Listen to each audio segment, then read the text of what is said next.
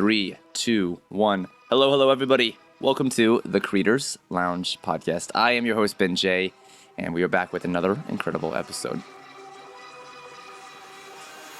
So this episode started by the guest reaching out to me, saying, "Can I jump on the show?" And I was like, I actually checked his page, and I saw some of my friends also followed him, and I was like, okay, yeah. I was like, oh wait, I've kind of seen you around the community a little bit.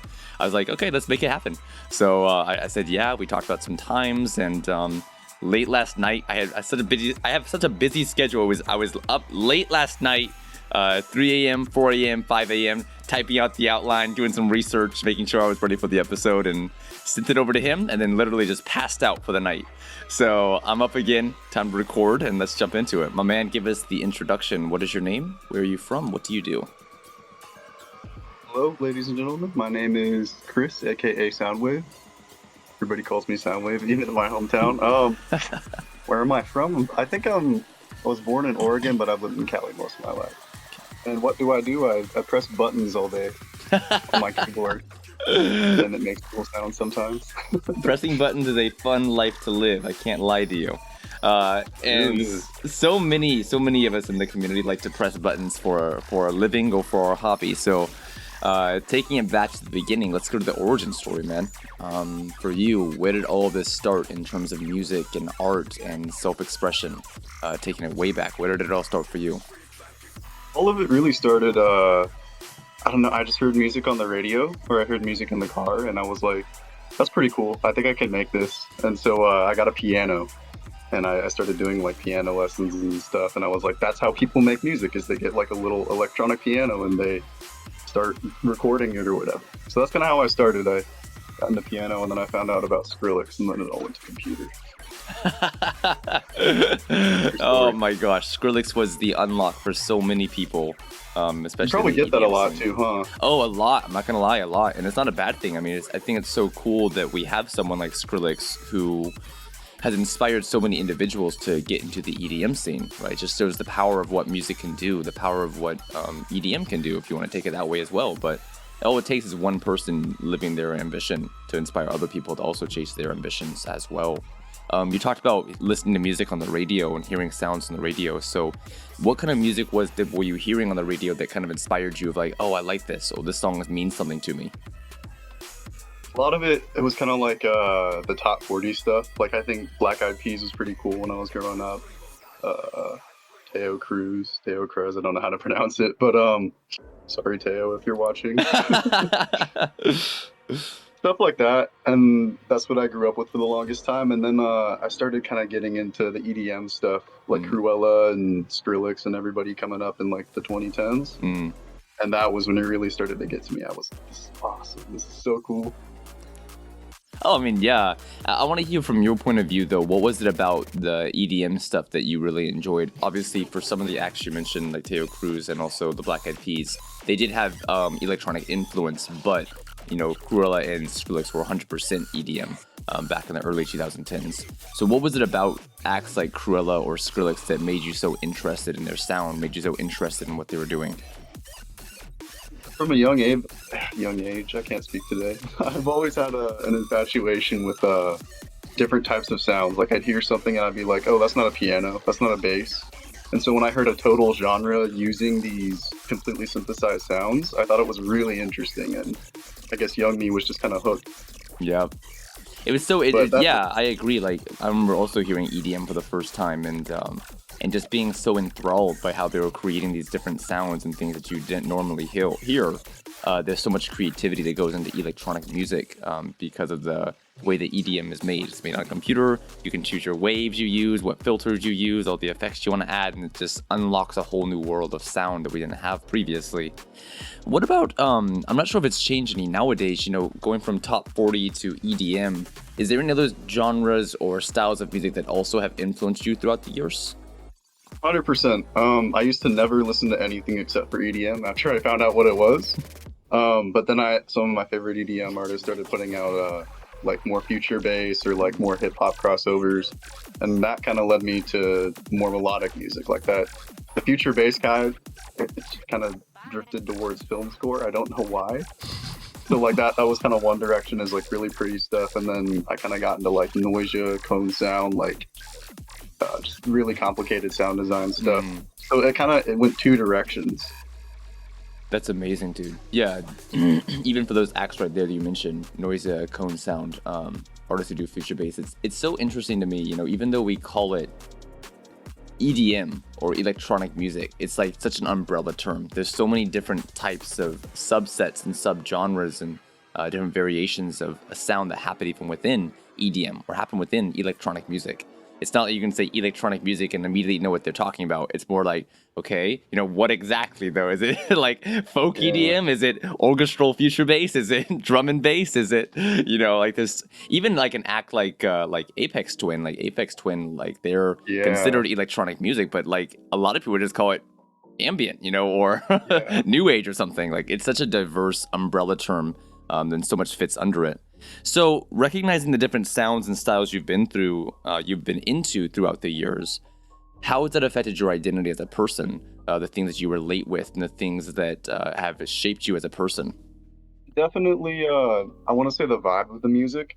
I feel like I kind of picked up on like if it was a happy song or a sad song, and that would kind of be my personality to some extent. Mm, And a lot of it is like I'll put myself into the music. I'll kind of like if I'm going through a hard time, you'll hear that in the music, or if I'm feeling aggressive and like woo party time, you'll hear that as well. And so a lot of it is like capturing a piece of emotion or just something and then putting it into this audible experience that you can translate and kind of empathize with or emotionally feel to some extent. That's kind of what really shaped me, is the feeling of music, I guess. I love that.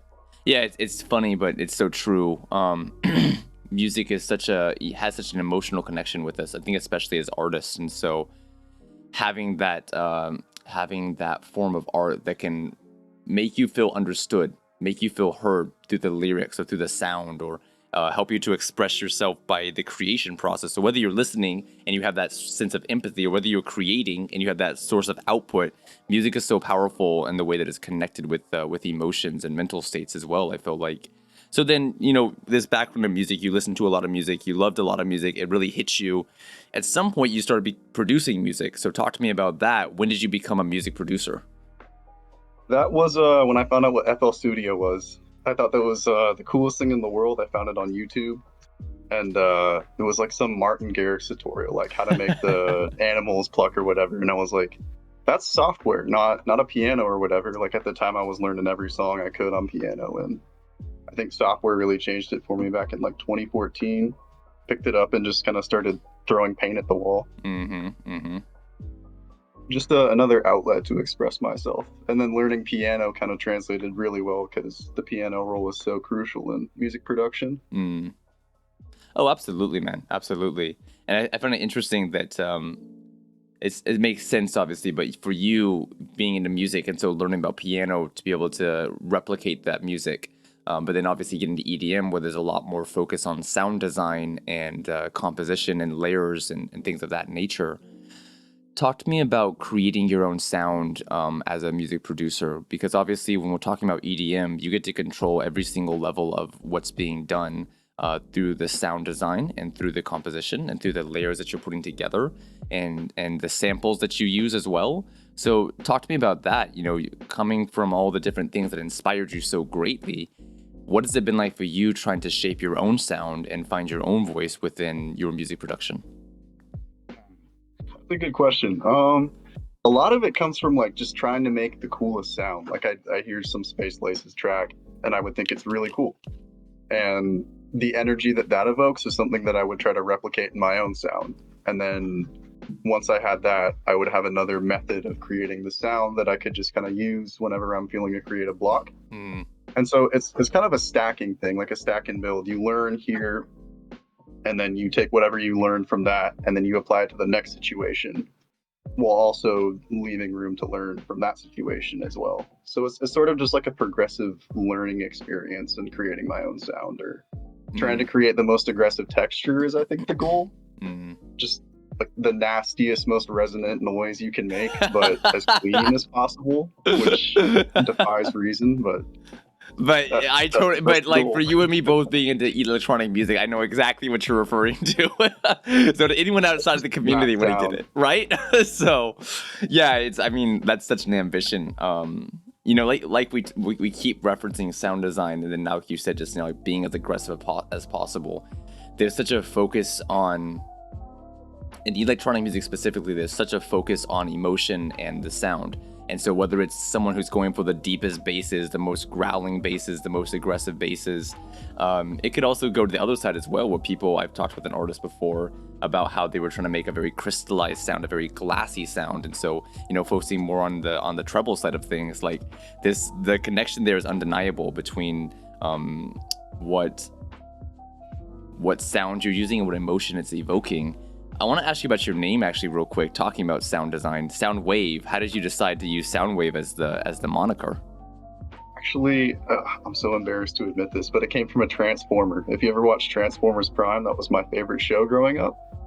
And I was like, that Soundwave guy is cool. He doesn't talk and he does cool stuff. So I'm going to be like him. And that's kind of where it came from. But I also was like, it's a double entendre because like I kind of have the faceless, don't post on Instagram, only post music aesthetic as it is, like kind of super serious. But it's also like literally sound waves. Like I'm making, I don't know, it's so hard to explain without coming across as basic, but like I'm making sound waves and I'm embodying the personality of Soundwave to some extent. Yeah. That sounds dumb. I'm sorry. That's lit, dude. To me, that's lit. I fucking love that because,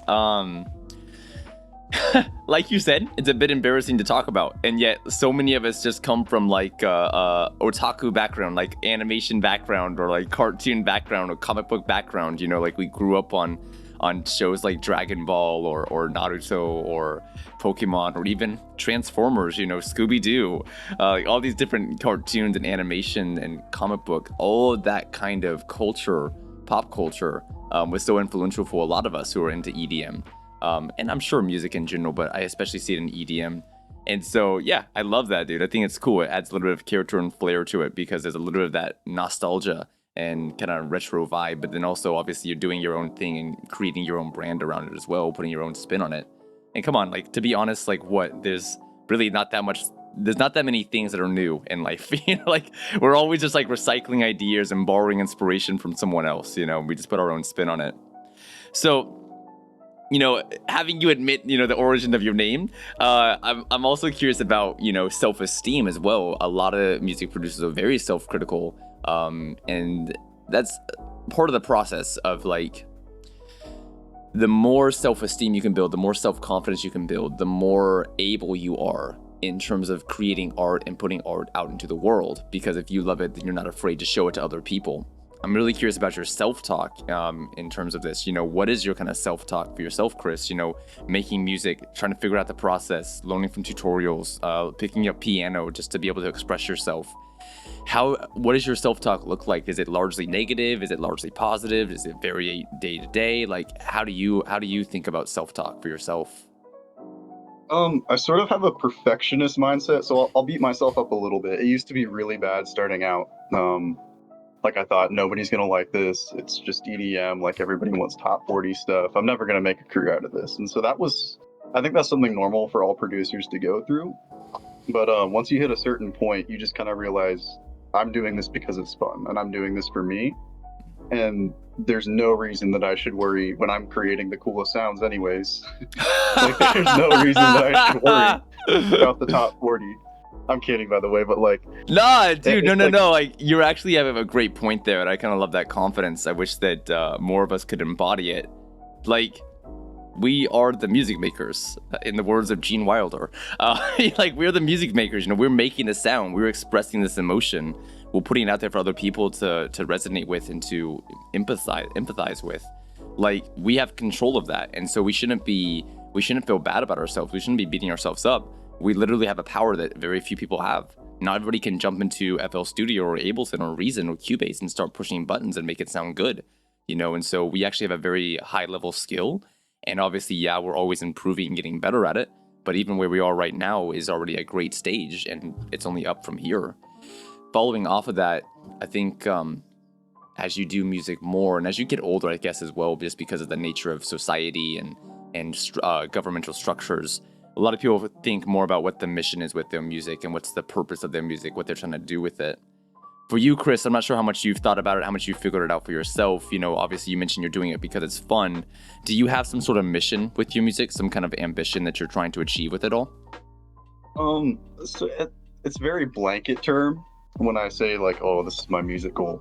But a lot of it is like I'm trying to make the sound that I wish existed. Like I'm trying to make the song that I wish I could listen to. And that might sound a little bit conceited, but it's like that song doesn't exist yet. And anybody has the opportunity to go and make that song. And so I think if you take the initiative to get better and better and better, you can eventually be the person to make all those songs that you wish existed. And I think that to some extent is everybody's goal, is just getting the ideas off their head that they think is the coolest. It doesn't have to be the coolest to anybody else. It can be the coolest to you. And that's kind of what I'm doing with it, is thinking, hey, I have this sound in my head. Now let's try for 6 hours to replicate it in a serum. Like, it's just kind of like the satisfaction of, it's almost like sculpting. Like you're doing pottery and you're making this pot and starts out as a little ball of clay, but turning it into like this beautiful vase is something that you can really be proud of and sort of enjoy, especially if you're doing it for yourself. Absolutely, man. I love that. Yeah, the comparison with sculpting is something I think about a lot because, the interesting thing about sculpting is you start with something that's completely imperfect and you slowly make it perfect. And so it's the same way with humanity, with skills like music. You know, you start off not knowing anything at all, and you slowly learn a little bit more until it's able to be exactly what you're trying to create and put out into the world. You kind of I was going to say... Go ahead. Because I don't know, maybe new people are watching this, but I know when I was starting out, I was like, oh man, this sucks. I hate this. This is the worst idea ever. I'm not Skrillex. This is terrible. And basically, I wish somebody had told me, like, if you're at rock bottom, there's nowhere to go except up. So if you're making all these sounds that you're not satisfied with, the only thing you can do is improve. So the more you keep doing it and the more repetition and familiarity you gain, the more proficient you'll be in creating those sounds in your head. Dude, I absolutely love that. So thank you for mentioning it. It's completely true. I think the sad thing that happens is hitting rock bottom can either be the best thing or worst thing that happens to you. It can be the worst thing because you just continue to feel like absolute shit, and so you just keep trying to dig yourself deeper through self-hate and through self-judgment of like, I'm never going to be good enough. Why am I even trying? Or like you said, the perspective can shift of like, oh wait, this is the worst I've ever been. Great, now it's up. You know, like start figuring a way how to improve, how to get better, how to climb out of that hole. And it's a perspective game, right? It's a perspective game because if you're looking, what you see is what you look for. What you see is what you look for. And so if you're looking for reasons to quit and give up, I promise you're going to find them. But if you're looking for ways to improve and develop, then you're also going to find a way to do that as well.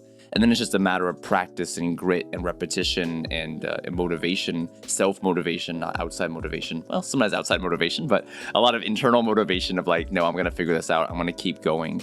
That's powerful. It's important that we spread that message more for younger creators and even established creators, because we continually struggle with self-esteem throughout our life journeys and trying to figure out who we are and what we're doing with it all.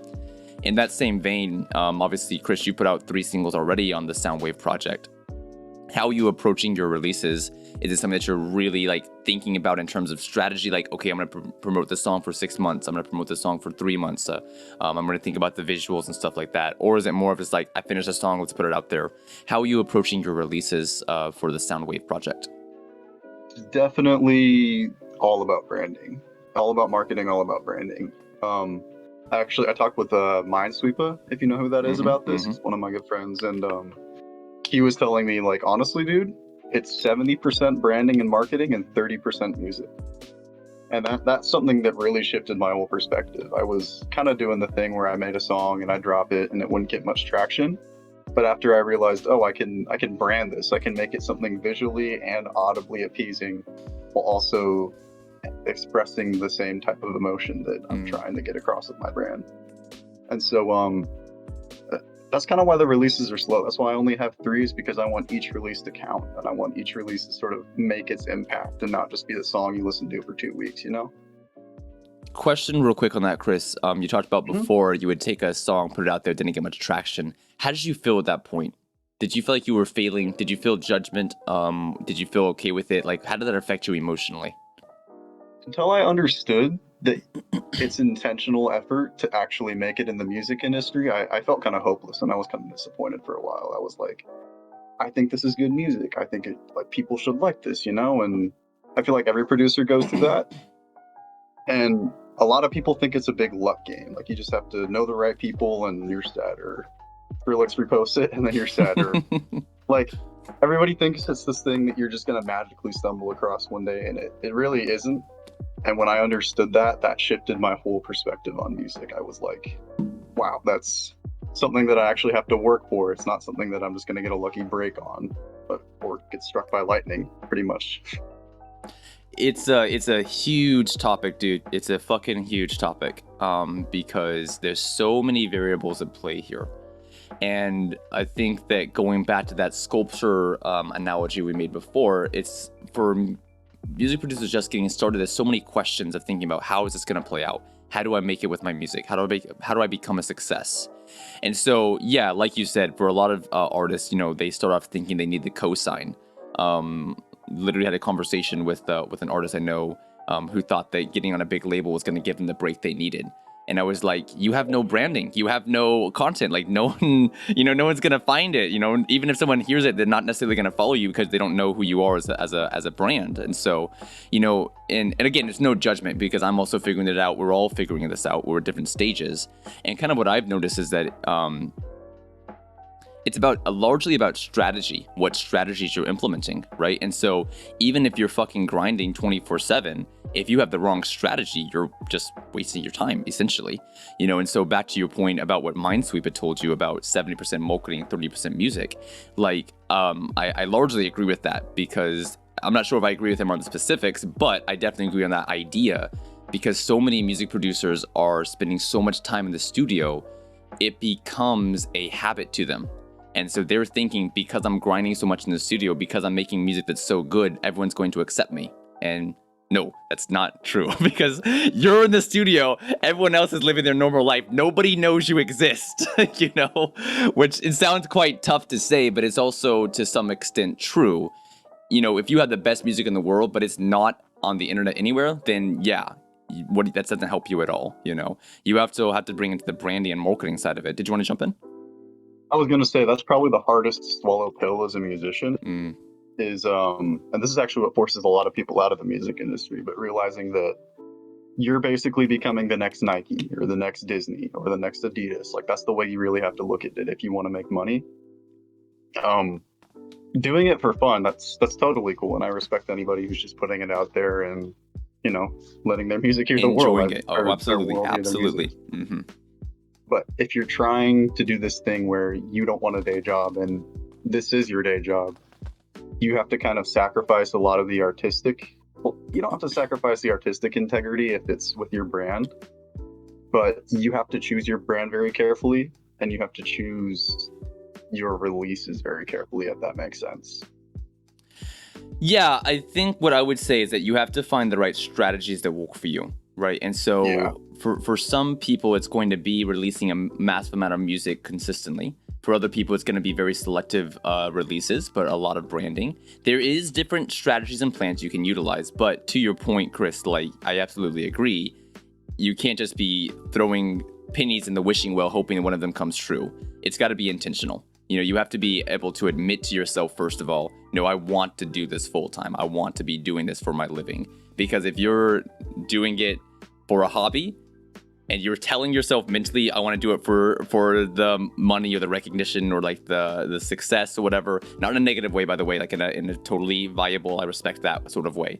You're deluding yourself because your actions are just like on the playground, but your mind's on the stage, and it's not going to work out the way you keep telling yourself it's going to. And so it's, yeah, like you said, it's a hard pill to swallow, realizing that how you've been approaching your content or your art or your music is not the way that's going to best work for you, best work for your brand, best work for your ambitions, but it's also necessary. And so we have to be willing to have those hard conversations with ourselves of like, I'm not as effective as I could be. I'm not as productive as I could be.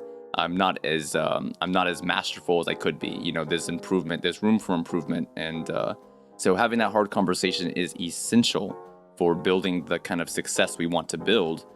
What about your creative process then, Chris? What does your creative process look like? You know, like you said, you're being very intentional with the songs you put out there. You're being intentional with your branding. So for your creative process, what does it look like? Does it go from like you sketching ideas and then going to the DAW? Does it go from you jumping to the DAW and then figuring it out afterwards? Do you do like idea boards? Like, what does your creative process look like for a music release? Honestly, in terms of developing the song itself, I'm pretty freelance with it. I'll just sort of, actually, I don't know if you know who Kato Foxy is either, but great friend. They were telling me about how basically the best way to make music, in their opinion, is to just kind of throw paint at the canvas. If it doesn't work, then do another thing or replace the sample or the lead or whatever. But keep that idea in your head and just keep working it until it clicks. And that's kind of my approach to it, is just sort of spending hours making cool sounds and being like, yep, that's the one. So it's not as flashy as everybody thinks. Like, you just sort of get in these habitual processes of, oh, I click here, I do this, and it sounds good. And you kind of go back to the same effects, and that's where your signature sound starts building. And I think a lot of the creative process for me is really just trying everything that I can, all possibilities. And then whichever one sticks the best, especially with the Soundwave brand, using similar sounds in there, or just things that are going to make you know it's a Soundwave song, will also get across. Yep. Yeah, no, again, there's no judgment on the creative process. It's different for every single person. There's not like one way that works. I like to hear different people's experience with it. Because Same. I think, you know, like I know an artist named Sekai. Yeah, they had jumped on Instagram the other day and posted a great TikTok video, repost from TikTok, where they said, I want to make a new song, and they started scrolling through all the songs they had not finished yet, you know. And so that's what a lot of producers do, just create a shit ton of music, you know, and then kind of finish up certain ones that sound good. But then I have another friend over in Australia named Dreer, and for Dreer, he thinks very carefully before putting out an EP. So he has a whole process of like writing down keywords, and then he finds pictures associated with the keywords, and then he chooses a color palette, and then he jumps into the DAW to make sound design based around that color palette and those images he's chosen. So it's really cool. It is. It was really intriguing. He sent me some images from not sent me. He had a blog post on his website, and so I got to follow some of the links he had referenced. He had his Pinterest page for what he had done, and it was really insightful to see the way that he had created his process very intentionally, being very, very focused and creating something around that focused output. But, you know, it's different for every single person. So again, there's no judgment there. We have to find what works for you. Talking about creative process, we've also talked about branding. So I want to get more specific on branding next. I love the art you use for the singles, you know, some of the visuals you've chosen and things of that nature. So talk to me about the branding and the marketing. What is the narrative you're trying to portray with it all? What's the story you're trying to tell with it all? What's the inspirations or the keywords or the flavor you want to represent with Soundwave? First off, thank you. Also, shout out Max Bow on the art. I would die without him. I think a lot of the intention is, I don't know if you heard the latest track, Space Gangsta, but a lot of it is mashing the audio and the visual to be almost seamless. So you look at Space Gangsta, you hear sirens in the background, and you got this like spaceship with weapons on it, and it's sort of like the bounty hunter vibe. Like, you're a bounty hunter, you're on the run from the space police or whatever, and like it's just sort of like a cruising song. You know, you're like driving in your car and you're looking at all the lights going downtown, and that was sort of the vibe I was trying to capture. And so then I took the art and I made that kind of visually align with the sound, and then all of that sort of fit within the space realm. So I put it on the sound. I do have other projects, by the way. You do, yeah. Not Soundwave. Yeah. But those are kind of secret for now. But I took it and I put it on the Soundwave project just because it stuck, and it sort of had that spacey, ooh, you're being chased by space police feeling. Yep. But that's a great example, is like just kind of trying to capture the vibe and then put it into a marketable, understandable cohesive experience with audio, visual, and of course whatever branding you have. Yeah, absolutely, dude. Nice woke on that, by the way. I did catch that nuance there of the sirens and gangster and everything. It's very cool touch. It's fun, right? Working. It's very fun because going back like we talked about with sound design, whenever you're the creative, you have 100% power, which could be overwhelming for some people because there's so many different things you could focus on and put special little Easter eggs into. But whenever you're able to stay productive, obviously you can make a very cohesive output, something that's very representative of what you're trying to express with your brand. So, and I think you're doing it quite well. You mentioned about working with the artist. So, do you like to work completely solo, or how important is a team for you then, Chris? I do like having my creative input and being able to sort of get the ideas down and have it kind of unrefuted. But I also love the creative environment that comes with working in a group because you get to bounce ideas back and forth, obviously, but it lets you tap into a different emotion. Say, for example, you're struggling with creator's block or writer's block, and your buddy over there has a great idea, and then he gets on the piano and plays it, and then all of a sudden you're just completely filled with this new emotion that you had no idea existed. Mm-hmm. So I love working alone because it really gives you the chance to sharpen your skills and whatnot, but I also love working in a group because it gives you the outside perspective that you needed. Oh, absolutely. I want to ask you one more question on this, actually, because for a lot of us, we turn to the internet to find people who are like-minded, people who have the same ambition and values as us. Do you have a lot of people in real life that are kind of giving you that inspiration, or is it mostly online? It's back and forth because if I go online, then it's really to learn just basic over umbrella techniques. Mm-hmm. I wouldn't necessarily copy it directly and then start playing with it. It'd be something for me to sort of take into my own hands. But say, for example, Minesweeper teaches me like, hey, stack 1,400 OTTs and it'll sound amazing. Like, that's something I'm going to try out. And then, of course, I'm going to experiment with it. But I like getting advice more from friends because everything on the internet you kind of have to take with a grain of salt. And plus, I just like the hands-on experience. Your friend gets to show you over a Zoom call or whatever, and it's a cool experience to kind of hang out and learn new things. Dude, it's funny you mentioned that. I said the exact same thing last night. I kind of realized recently the value of coaching from other people. I've always been kind of the lone wolf type where I want to figure it out for myself, do it all by myself, and all that kind of thing.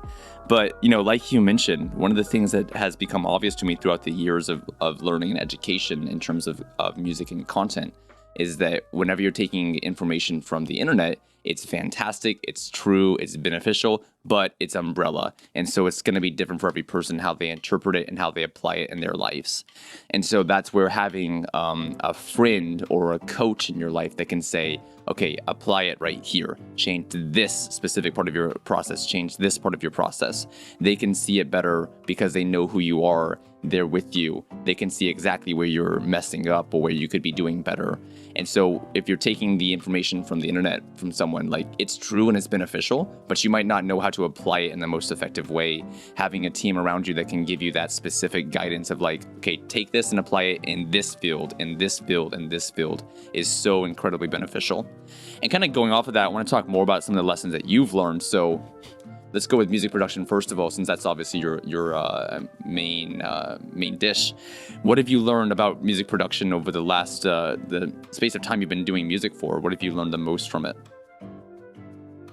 That is a very, very difficult question to answer on the spot. You can give it, and if you want to, could it be beneficial for the audience as well? What are some of the big things you've learned, throughout your spaces, being your time of being a music producer? Obviously, you mentioned about how important marketing is and how you can't overvalue what your sound quality is. So that is one very big one.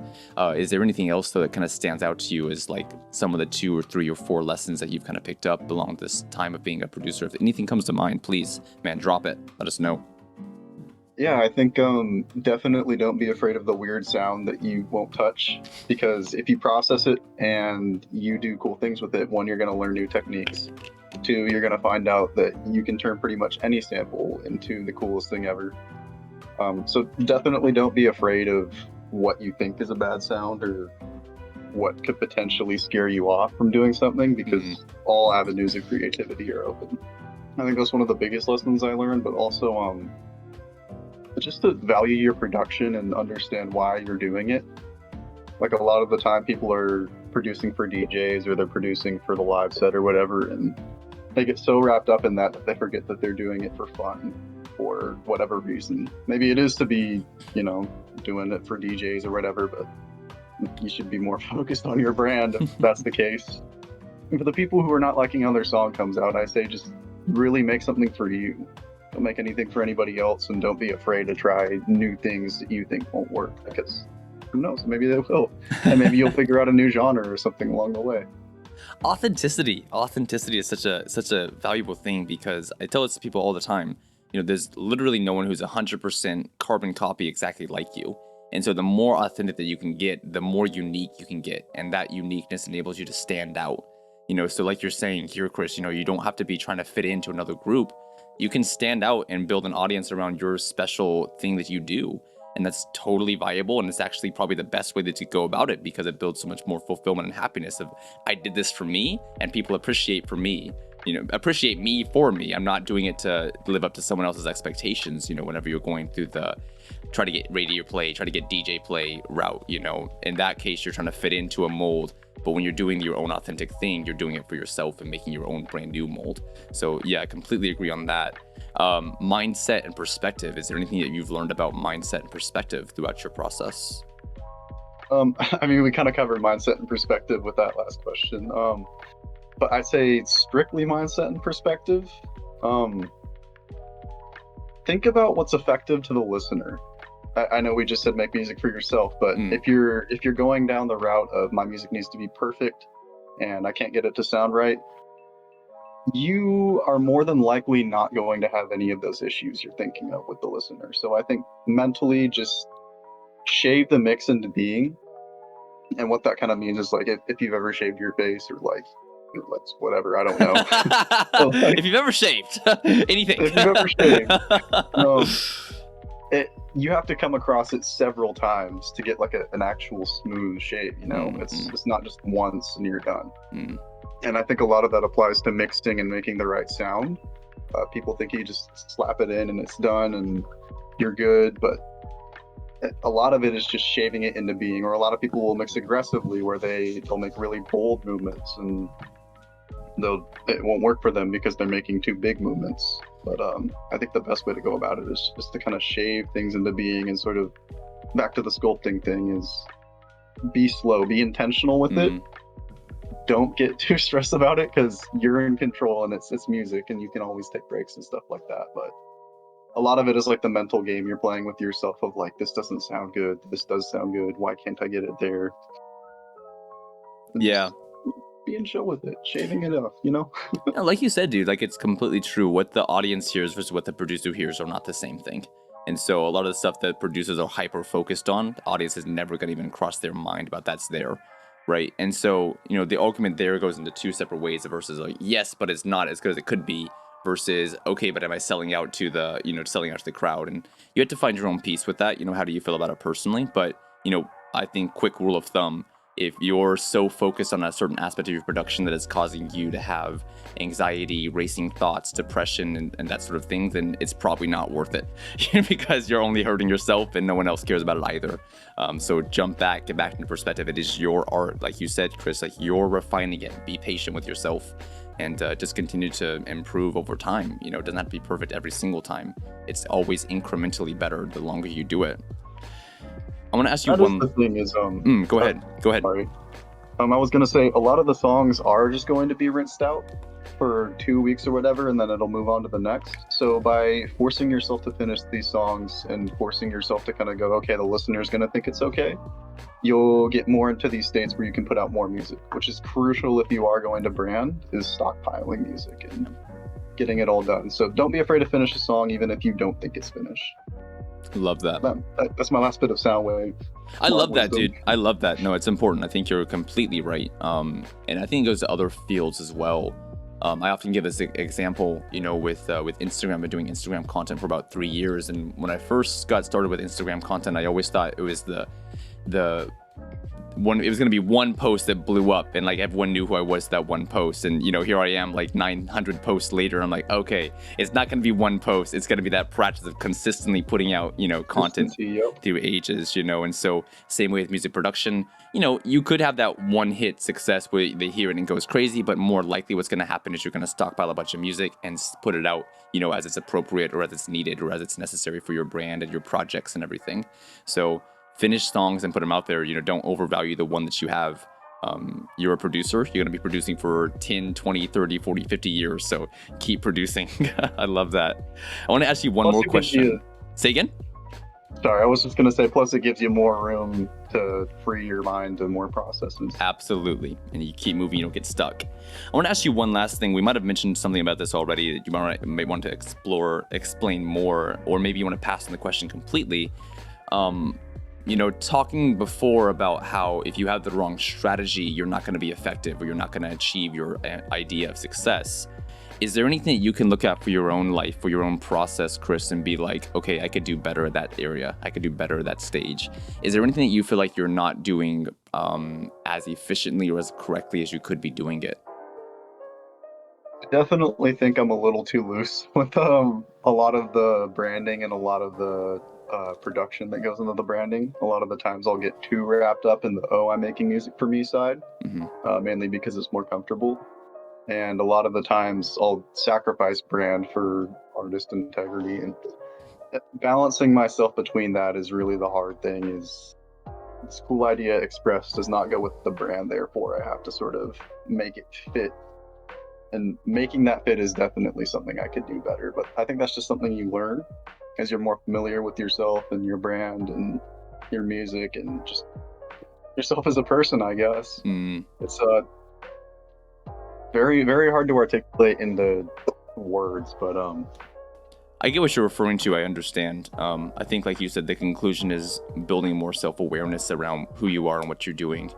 Because, even if you do stay completely disciplined and dedicated to one specific brand, we've also seen it happen a lot where people outgrow their brand. And so it's not fitting for them anymore, and they have to go through a rebrand. Painful. Well, I mean, like, you can't have judgment for yourself, though, right? Because, like, you have to be back to the authenticity aspect. You can't just be filling a box. And so if you build a brand for yourself and you think that you have to fit inside of it because you've invested so much time into it, that's just the whole, I forgot the phrase all of a sudden. Sunken cost? Yeah, the sunken cost fallacy, where you feel like because you put so much time, you're going to lose everything if you step away from it. And that's not the case. It's not the case. I know it's hard to have that mentality when you're in it so deep, but I mean, like, look at people like Fox Stevenson, who previously had promoted the name Stan SB for like a very, very long time. Obviously he did a rebrand. It's worked out completely fine for him. I remember the artist Chime as well. Used to produce under the name, I think December was his old stage name with with a 3, and then at some point he was like, okay, this isn't working, gotta do a rebrand, so it became Chime. We've seen so many artists do it successfully. It's just a reminder that we can do it as well. So on one side, you're right, Chris, completely.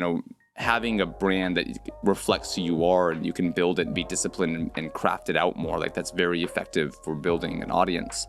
But then at the same time, to go back to what we said about authenticity, you're in control of the brand. And so if you want to change the brand's direction or do a completely new brand, that's also up to you and it's your choice. We have to take responsibility and control for the choices that we're making and the things that we're doing with our lives. And so letting your brand become this monster that you're feeding into is just as unhealthy as like staying there. So you've got to take control and just make the best choice for yourself at the different stages of life, I guess.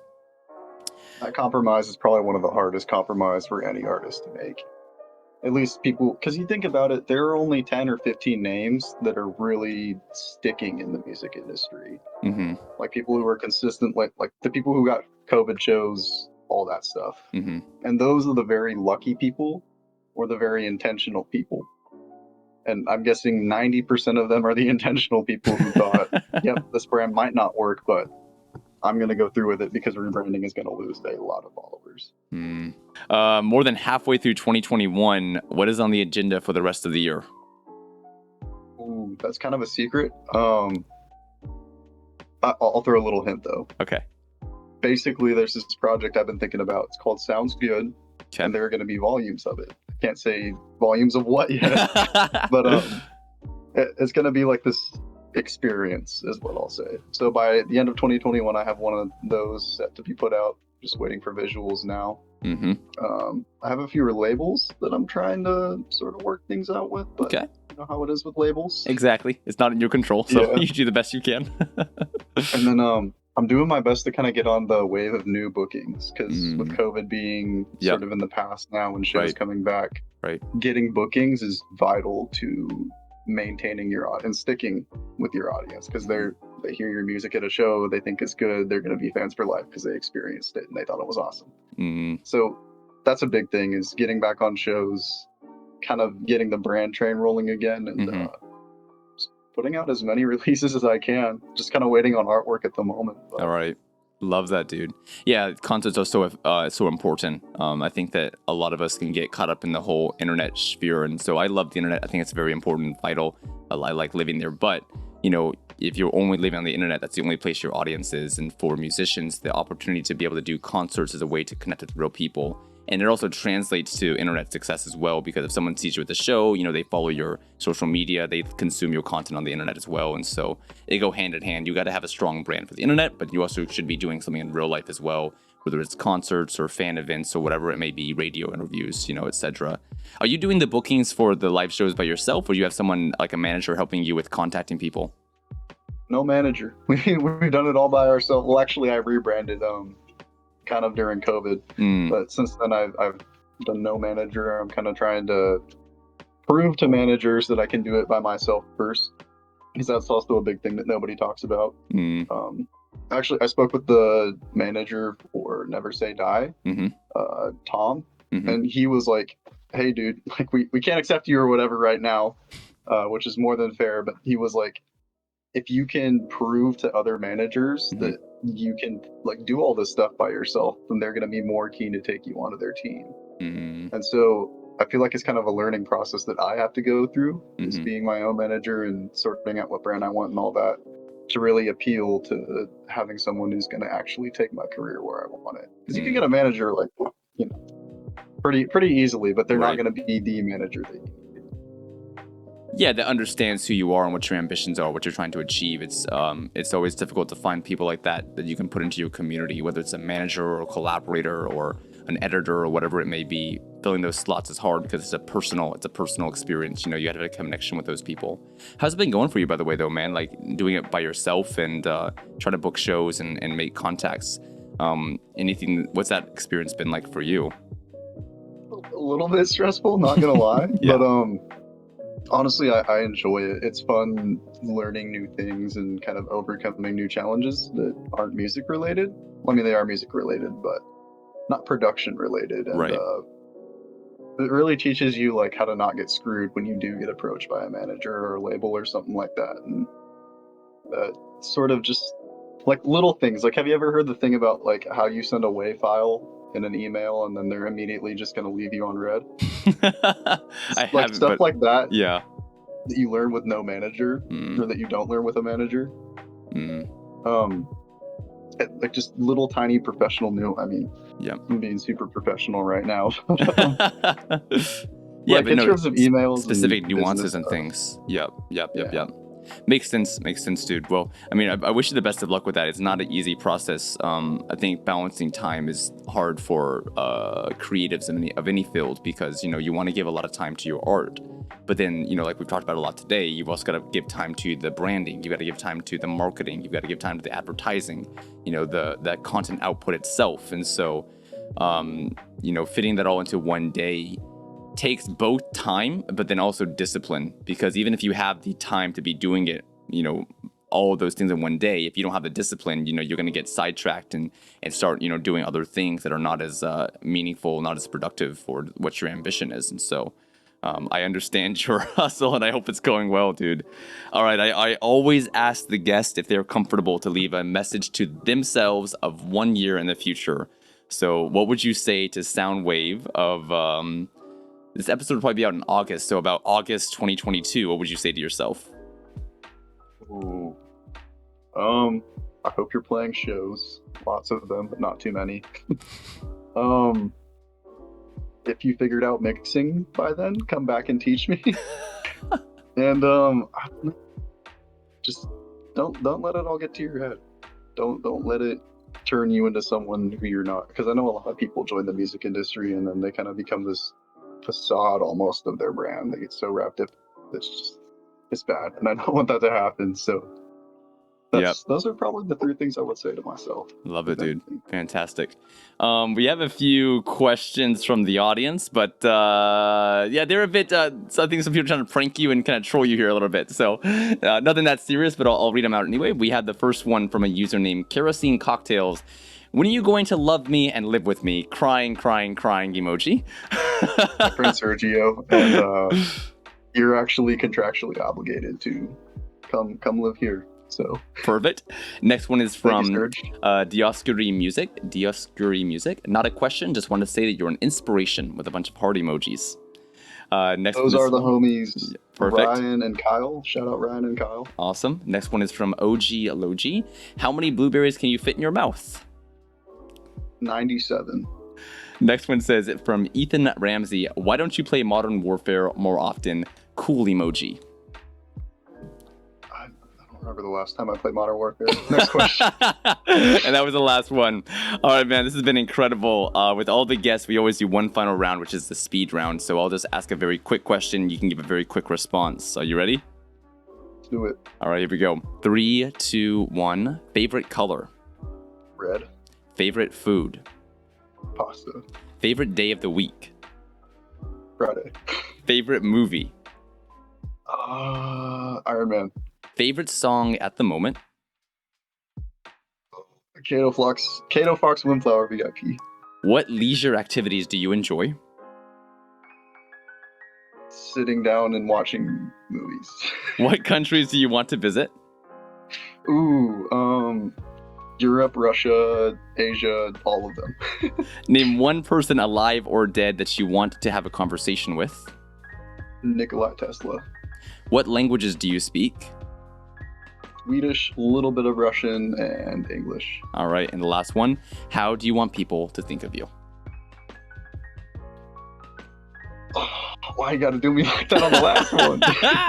Save the best for last.